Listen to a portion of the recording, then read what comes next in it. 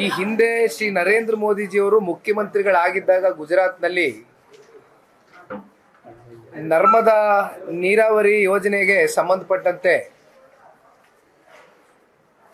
ಸಾಕಷ್ಟು ಮುತುವರ್ಜಿಯನ್ನು ವಹಿಸಿ ಅವ್ರನ್ನ ಆ ಒಂದು ವಿಷಯವಾಗಿ ಒಂದು ಉಸ್ತುವಾರಿಯನ್ನು ಕೊಟ್ಟಿರ್ತಕ್ಕಂಥದ್ದು ಕೂಡ ನೋಡಿದ್ದೇವೆ. ಬಹಳ ಅನುಭವಸ್ಥರಿದ್ದಾರೆ. ಅವರ ಮಾರ್ಗದರ್ಶನದಲ್ಲಿ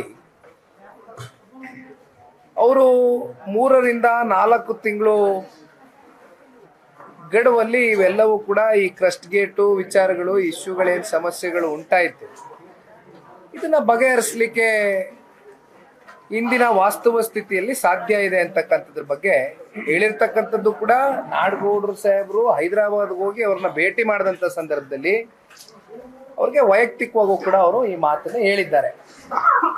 ಆದರೆ ನಿಮಗೆ ಗೊತ್ತಿದೆ, ಹತ್ತತ್ರ 52 ಕೋಟಿ ರೂಪಾಯಿಯಷ್ಟು 33 ಕ್ರಸ್ಟ್ ಗೇಟ್ಗಳಲ್ಲಿ ಹತ್ತತ್ರ 17-18 ಕ್ರಸ್ಟ್ ಗೇಟ್ಗಳು ಇನಾಪರೇಟಿವ್ ಇದೆ. ನಮ್ಮ ವಿಜಯವಾಹಿನಿ ನ್ಯೂಸ್ ಚಾನೆಲ್ನಲ್ಲಿ ಪ್ರಮೋಷನ್, ಜಾಹೀರಾತು, ಅಡ್ವರ್ಟೈಸ್ಮೆಂಟ್ ನೀಡಲು ಸಂಪರ್ಕಿಸಿ 9535808456.